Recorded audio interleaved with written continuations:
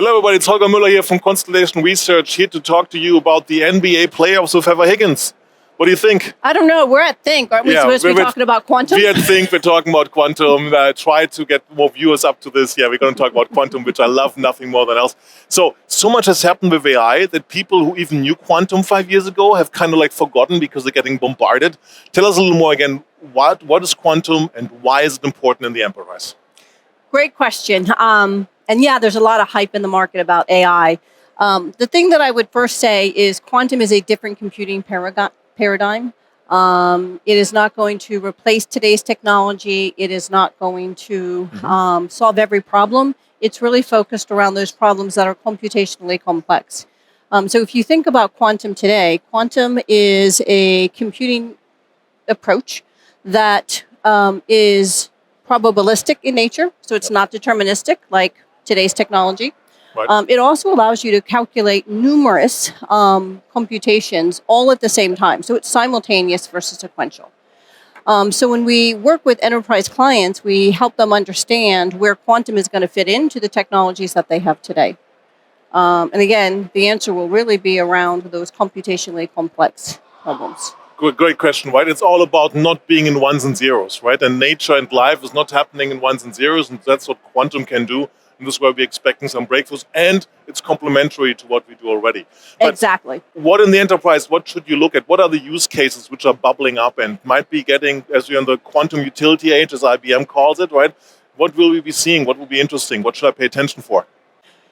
There's hundreds and hundreds of use cases. McKinsey actually, in a recent report, put out that there are use cases that will create value capture for industry up to $2 trillion by 2030. Wow. So 2035. So significant amount of opportunity. BCG would say similar things, that there are hundreds of use cases and that they have 10 to 100 billion in value capture. And importantly, that the value capture is going to be maximized by those that are early adopters. Now, when a CXO asks me, and they ask you, what are the types of use cases for my specific industry? Right. We often start just with categorizing the types of use cases into those three broad application areas. So we talk about advanced mathematics and working with complex business structures. That would include things like AI and QML within those categories. So problem types like classification, like clustering, up to time series and regression. Yep. And depending on the industry, right, banking might be looking at forecasting. We're going to see a lot of anomaly detection in things like manufacturing industries. Yep. A second category would be working with search and optimization. So you can imagine optimization problems, combinatorial optimization, black box optimization. Those are really meaty, hard, big, complex problems. Definitely. Right? So in those industries, you would think about routing optimization, or you could think like workforce scheduling, task scheduling.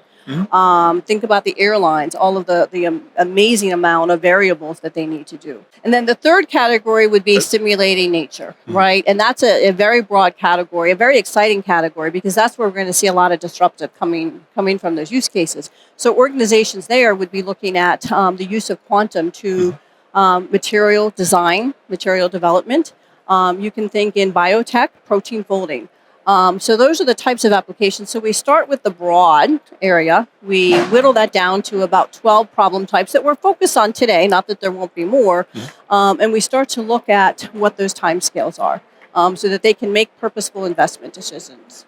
Very interesting. And I think it's super helpful to have this in 3 buckets out there for people listening. Now, if I'm listening to this and I'm a CXO and I've fallen into one of these buckets, how do I best get started, Heather? So my guarantee that any CXO is going to fall into one of the buckets. Again, these are things that they're working on every day. And Smart buckets.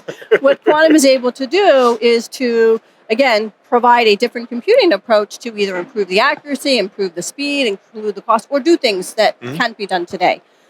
So where we really start with them is to, first of all, take a step back and understand, what the technology can deliver over time, right? Those time horizons. IBM has a development roadmap that we have published in a great amount of detail that goes out to 2033 and beyond. The second thing is, what is the type of impact that they're looking for? So are they looking for incremental investment, right? I want to take things that I'm doing with AI today, which, by the way, is changing fast and is really Yes. exciting area. Yes. And how does quantum add to that excitement? How does quantum add to that innovation? So what is it that they want to do? Some organizations are really focused on disrupting. I want to use quantum to do something that can't be done today. I want to really transform my business and go into a different industry. Really exciting. Also a high place to start. Yes. And so what are they trying to do? Drive the incremental or the disruptive? And even if it is disruptive, sometimes incremental is the best place to start because quantum is, as you know, it's entirely new. Right. It takes a person to rethink the way that they might have been trained to think about computations. And so it's not bad to be starting on incremental instead of disruptive. Either is a fair option. Yep. And then also, what's the risk appetite?